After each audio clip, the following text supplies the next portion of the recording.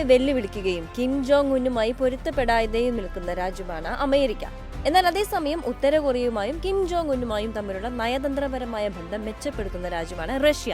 ഇപ്പോഴത്തെ Kim Jong ഉന്നിന് സ്നേഹോപഹാരമായി ആഡംബര കാർ സമ്മാനിച്ചിരിക്കുകയാണ് റഷ്യൻ പ്രസിഡന്റ് വ്ളാഡിമിർ പുടിൻ. അത്യാഡംബര കാറുകളെ സ്നേഹിക്കുന്ന കിമ്മിന് റഷ്യയുടെ സ്നേഹ സമ്മാനം എന്ന് പറഞ്ഞാണ് പുടിൻ ആഡംബര കാറായ ഓറസ് സമ്മാനിച്ചതെന്ന് ക്രെംലിൻ വക്താവ് ദിമിത്രി പെസ്കോവ് പറഞ്ഞു.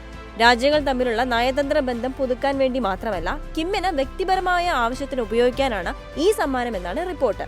ഒരു ഓട്ടോമൊബൈൽ പ്രേമിയാണ് കിം ജോങ് ഉൻ.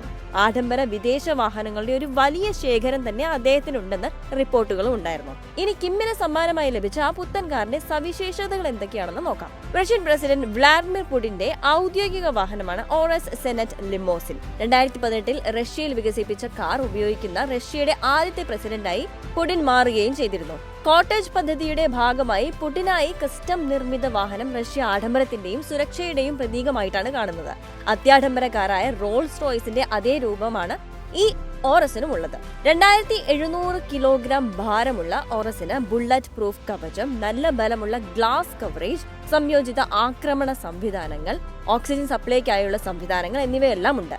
തന്റെ ഔദ്യോഗിക ആവശ്യങ്ങൾക്കായി പുടിൻ ഉപയോഗിച്ചിരുന്ന കാറ് മോഡിഫിക്കേഷൻ നടത്തിയാണ് വാഹനപ്രേമിയായ കിമ്മിനെ സമ്മാനിച്ചിരിക്കുന്നത്.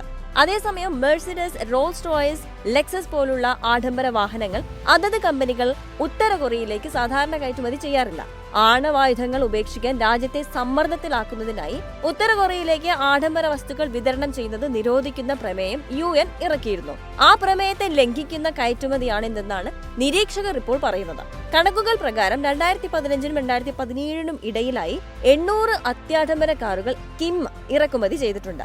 ഇപ്പോൾ സമാനമായി പുടിൻ കൊടുത്തുവിട്ട കാർ എങ്ങനെ കയറ്റി അയച്ചു എന്നതും റിപ്പോർട്ടിൽ വ്യക്തമല്ല. 2023 സെപ്റ്റംബറിൽ കിമ്മും പുടിനും കണ്ടുമുട്ടിയതിനു ശേഷമാണ് റഷ്യയും ഉത്തര കൊറിയയും തമ്മിലുള്ള ബന്ധം കൂടുതൽ ദൃഢമായത്. അന്ന് പുടിനെ കാണാനായി പ്രത്യേക ട്രെയിനിലാണ് കിം റഷ്യയിലെത്തിയതും. യുക്രൈൻ യുദ്ധത്തിന് ശേഷം റഷ്യയും ആണവായുധ ശേഖരത്തിലൂടെ ഉത്തര കൊറിയയും ലോകരാജ്യങ്ങൾക്കിടയിൽ ഒറ്റപ്പെട്ടതോടെ എല്ലാ മേഖലകളിലും പരസ്പര സഹകരണം ശക്തമാക്കാൻ ഇരു രാജ്യങ്ങളും തീരുമാനമെടുക്കുകയായിരുന്നു. അന്ന് കിഴക്കൻ റഷ്യയുടെ ബഹിരാകാശ വിക്ഷേപണ കേന്ദ്രം സന്ദർശിക്കുമ്പോൾ കിം പുടിന്റെ ഔദ്യോഗിക കാറായ സെനറ്റ് ലിമോസിനിൽ യാത്ര ചെയ്യുകയുണ്ടായിരുന്നു. പുടിന്റെ ക്ഷണപ്രകാരമാണ് കിം പിൻ സീറ്റിൽ യാത്ര ചെയ്തത്. ഇതിന് പിന്നാലെ കിമ്മിന് ലിമോസിൻ കാർ സമ്മാനമായി നൽകാൻ പുടിൻ തീരുമാനിക്കുകയും ചെയ്തു. യോങ്യാങ്ങിൽ നിന്ന് കിം യാത്ര ചെയ്ത പ്രത്യേക ട്രെയിനിലാണ് പുടിൻ സമ്മാനിച്ച മെയ്ബാക്ക് ലിമോസിൻ കാർ എത്തിച്ചത്.